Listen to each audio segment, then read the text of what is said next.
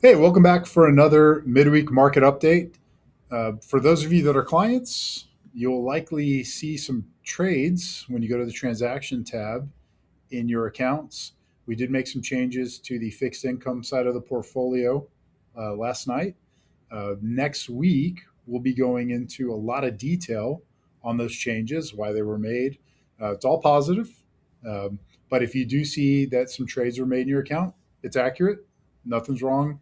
Let's move it over to David for an update on what happened the last 5 days in the market. Hello, everyone. For those of you that don't know me, my name is David Mott, Director of Advanced Planning here at Nexus One Financial. Forgive me for the casual outfit. I am currently at an undisclosed island in the Caribbean, and this is the most formal outfit that I brought.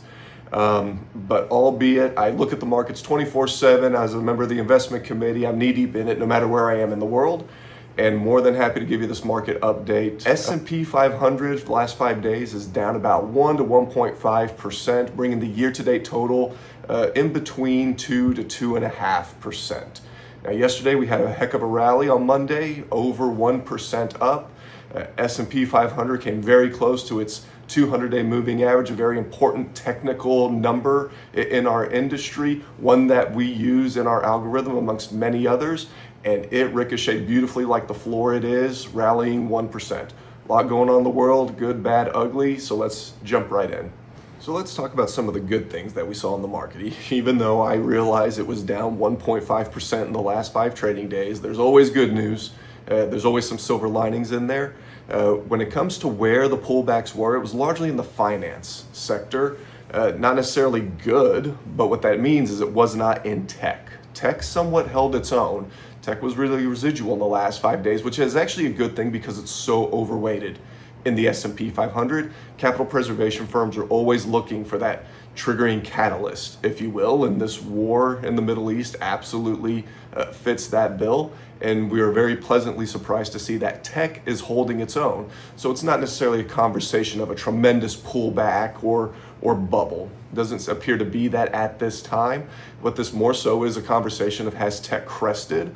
Is it simply cooling off or waiting for its next gear? Again, time will tell, but this triggering event is not causing a rally on that front, which is a bit of a silver lining, a bright spot because tech is so heavy.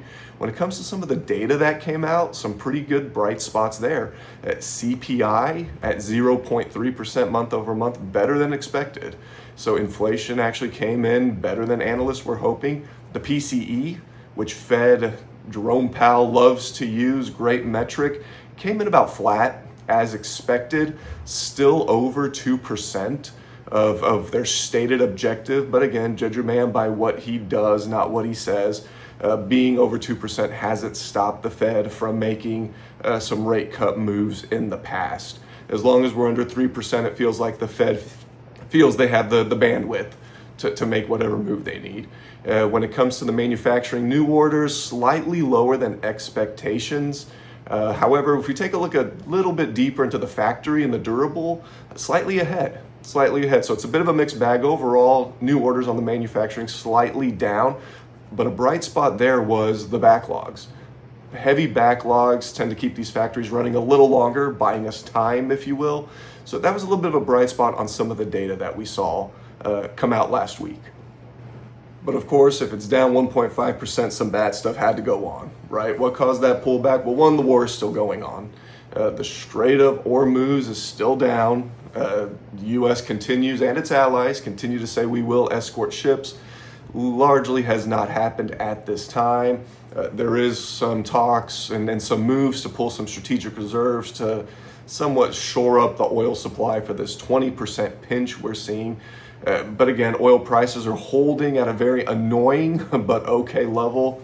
West Texas intermediaries about $93, low 90s, where Brent is floating right at the hundreds. So right on that line of not having fun, but again, not horribly spiking and turning a mess into a disaster.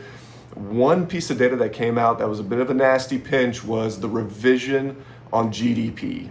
We had a fourth quarter estimate of 1.4% that was revised down to 0.7%. So a bit of a nasty pinch there. However, there is a good aspect. If you take into effect the government shutdown is attributing approximately 1% of a removal of GDP in that fourth quarter, that actually brings that GDP number back up to estimates. Even with that revision, we're still tracking that 2.1% GDP, where it justifies a 7,000 point S&P 500. But when we add in that 1%, again, the government was shut down, that 1% is gone. But if we know what's causing it, and it's something that was self-induced, not necessarily a macro global economy event, it somewhat is a bit of a bright light that the GDP number is tracking to justify where the S&P 500 currently sits. So not a good number, but when we look at it, it's an okay number for all intents and purposes. So while the world is still in turmoil, I know I sound like a broken record, the violent game of ping pong continues, up 1%, down 1%. If we look at a lot of the data, things are somewhat okay and stable for the time being. A lot of things that we're currently watching, but if we look at and extrapolate the data a little bit year to date, I know it might feel like it's a roller coaster ride in the stock market. It's simply down from about 6,900 points to 6,700 points. We're looking at a pullback of 2 to 2.5%, and in all intents and purposes, in the market, that is deemed pretty mild. Again, things can change in a heartbeat. No one has a crystal ball, and if they tell you they know what's going to happen, they're lying to you. Things that we're monitoring, it's why we have those metrics in for the defensive posture to protect the wealth that you've built. But right now, there's a lot of metrics that say growth is still possible, and we need to take advantage of that in the markets should things correct. Again, I know I've thrown this stat out before. Every major U.S.-led conflict in the last 35 years, markets are up. Dow Jones is up about 5% from the low, 21 days after conflict, and averages about 10% up 63 days after any conflict in the last 35 years. We see no reason why this would be any different. So with that, a lot of things that we're watching, definitely a lot of uncertainty in the world.